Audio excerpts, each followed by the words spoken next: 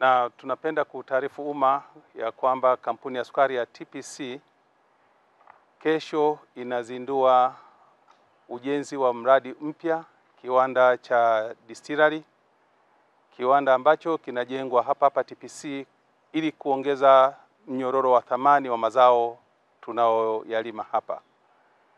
Distillery itakuwa ikitengeneza bidhaa nyingine inayoitwa extra neutral alcohol ambayo ni ethanol, na hii itakwenda sambamba na kuzalisha pia mbolea ya potassium, na vile vile tutazalisha umeme wa nishati mbadala kwa kutumia mabaki ya miwa, na zaidi ya hapo pia tutakuwa tuna mazao mengine nishati ya motopoa ambayo inaitwa technical alcohol kwa ajili ya kupikia. Nishati hii inakwenda kuondoa upishi kwa kutumia kuni na kutumia mkaa. Kwa hiyo mradi huu unaanza kujengwa na unatarajiwa kukamilika ifikapo mwezi Disemba mwaka 2026. Tunatazamia kwamba uwekezaji huu wa dola milioni 52 sawa na fedha za Tanzania shilingi bilioni 130 unakwenda kuongeza thamani kubwa, inakwenda kuongeza ajira, inakwenda kuongeza mapato ya kodi kwa upande wa serikali, na vile vile tunakwenda kulinda mazingira zaidi.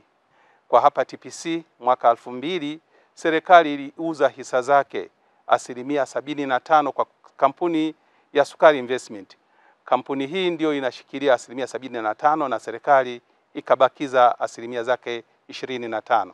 Lakini yamekuwa ni mahusiano bora, mahusiano yenye afya, mahusiano yaliyoleta tija kwa pande zote mbili.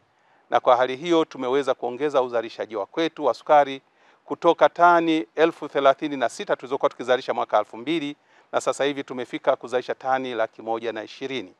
Lakini vile vile mapato kwa upande wa serikali tulikuwa tukichangia bilioni 2 kwa mwaka, na sasa hivi tumefika kuchangia bilioni 97 kwa mwaka, jambo ambalo limekwenda kuongeza mapato ya serikali kwa kiasi kikubwa. Lakini uzalishaji mkubwa wa sukari, na vile vile tumeboresha shamba la miwa. Shamba la miwa la TPC limetoka kuzalisha tija ya tani 66 kwa hekta, na sasa hivi tunaweza kuzalisha tani 150 kwa hekta. Mpaka kukamilika kwa mradi huu uko uwezekano wa kaajiriwa wafanyakazi mpaka kufikia 1800 kama itakaa hivyo ambavyo inavyokusudiwa. Kwa hiyo kama ni wafanyakazi 1800 utaona kwamba ni wafanyakazi wengi. Kulingana na tatizo la ajira nchini, tutakuwa tumepunguza asilimia kadhaa ya vijana wetu na ndugu zetu mbalimbali kwa kupata hiyo ajira. Lakini ile ajira faida yake kwa hawa wafanyakazi si kipato chao tu watakachopata. Tufahamu kwamba mtu mmoja anapopata kipato, kile kipato anakitazama yeye kama yeye, lakini nyuma yake kuna watu wengi ambao wanategemea kile kipato chake. Yule mtu ana watoto, ana ndugu, jamaa na marafiki, ana wazazi, si ndio? Lakini hata jamii inamtegemea. Kwa hiyo kile kipato kitakwenda kusaidia jamii kwa sehemu kubwa. Lakini isitoshe, tutakuwa tunapopata ile mishahara, wafanyakazi wanapopata ile mishahara, kile kipato wanachokipata katika jamii inayotuzunguka, kile kipato kitakuwa kinazunguka katika eneo letu.